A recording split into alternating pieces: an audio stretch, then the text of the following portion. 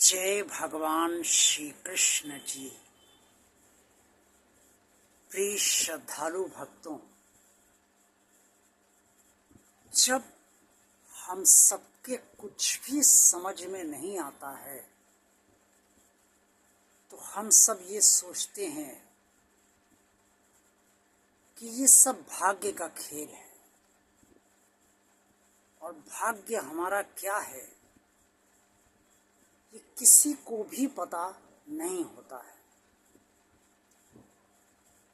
सनातन धर्म की परंपरा चली आ रही है कि बच्चे के जन्म लेने के कुछ समय बाद माता पिता उसकी कुंडली अपने घर के पंडित जी से बनवाते हैं, या अगर उनके घर में पंडित जी नहीं हैं तो किसी दूसरे से विद्वान से वो कुंडली बनवाते हैं। कुंडली बनाने वाले विशेषज्ञ अपने ज्ञान और विद्वानता के अनुसार लग्न चक्र को बनाते हैं और उसमें ग्रहों की स्थिति वो रख देते हैं, बैठा देते हैं।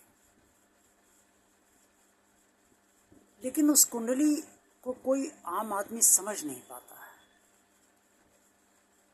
और जब भी उस कुंडली पर कोई विचार करवाना होता है या तो किसी ज्योतिषाचार्य के पास जाना पड़ता है और या फिर किसी ब्राह्मण की मदद लेनी पड़ती है जो कुंडली का ज्ञाता हो।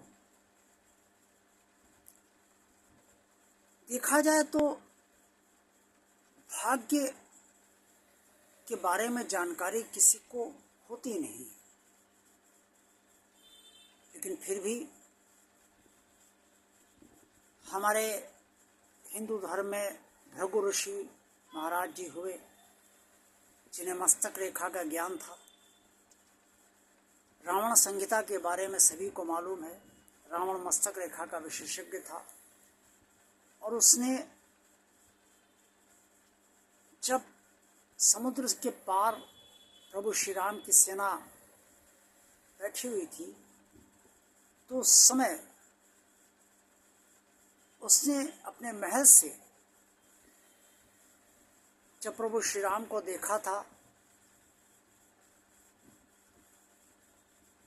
जब लंका प्रभु श्री राम की सेना पहुंच गई थी सेतु पार करके, तब उसने महल से देखा था प्रभु राम के मस्तक रेखा देखकर कि ये तो भगवान विष्णु हैं।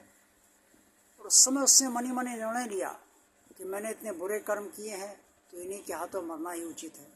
ऐसा लोग कहते हैं, ऐसा लोगों का मत है, मेरा मत नहीं है, ऐसे लोगों का मत है। ये मैंने इसलिए बताया कि भाग्य कोई नहीं जानता, लेकिन जो हाथ की रेखाएं, मस्तक की रेखाएं, इसकी जानकारी लोगों को है। होता क्या है कि जब बहुत प्रयास करने के बाद भी हमें फल प्राप्त नहीं होते, ये अनायास कुछ हमें बहुत ज़्यादा मिल जाता है तो हम समझ नहीं पाते ये अकस्मात कैसे मिला है। और उस समय हम भाग्य का नाम लेते हैं कि भाग्य में हमारे था तो मिल गया। और जब हमें नहीं मिलता है बहुत प्रयास करने के बाद भी, तो हम ये मानते हैं कि भाग्य में हमारे नहीं है और नहीं मिला।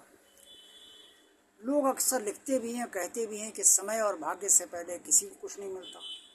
लेकिन वो समय क्या है और वो भाग्य क्या है, इसकी जानकारी लिखने और पढ़ने वालों को भी कदापि कभी नहीं रही और आज भी नहीं। लेकिन ये तो निश्चित है कि कर्मों के फल क्या तो सभी को मिलता है, और हर बच्चा अपने कर्म फल के अनुसार ही किसी परिवार में जन्म लेता है और उसी के अनुसार उसके माता पिता, भाई बहन, अन्य रिश्ते होते हैं। कभी किसी व्यक्ति को देखिए वो बहुत परेशान होता है, उसकी परेशानियों का अंत ही नहीं होता, तो आदमी सोचता है इसके कर्म अच्छे नहीं है, इसका भाग्य अच्छा नहीं। भाग्य है तो हमारे कर्मों का ही फल। उसे लोगों ने एक शब्द दे दिया, भाग्य, प्रारब्ध या तकदीर। कुल मिला के नाम कई हैं, लेकिन अर्थ एक ही है कि पूर्व जन्म के हमारे कर्मफल, इस पर किसी का अंकुश नहीं है और भाग्य के अधीन सभी रहते हैं। लेकिन फिर भी हमें अपने भाग्य से, चाहे वो जितना विपरीत चले, निरंतर लड़ाई लड़ते रहना चाहिए और नए कर्म अवश्य करते रहना चाहिए। तो होगा क्या कि जो नए कर्म हम करेंगे उस नए कर्मों का फल हमें अवश्य मिलेगा, और पूर्व जन्म के कर्मों का फल जिसे भाग्य कहते हैं उस भाग्य का फल तो मिलेगा ही। जो भी बुरा होगा वो भी मिलेगा, अच्छा मिलेगा। लेकिन अगर बुरा फल मिल रहा है तो उस समय भी अगर हम प्रयास करते रहते हैं तो नए कर्मों का जो फल मिलता है उससे हमें राहत मिलती है बुरे फल। इसलिए हमेशा कर्म करते रहना चाहिए और भाग्य के अधीन कभी नहीं रहना चाहिए और अपने भगवान पर पूरा भरोसा सदा बनाए रखना चाहिए। जय भगवान श्री कृष्ण। जय।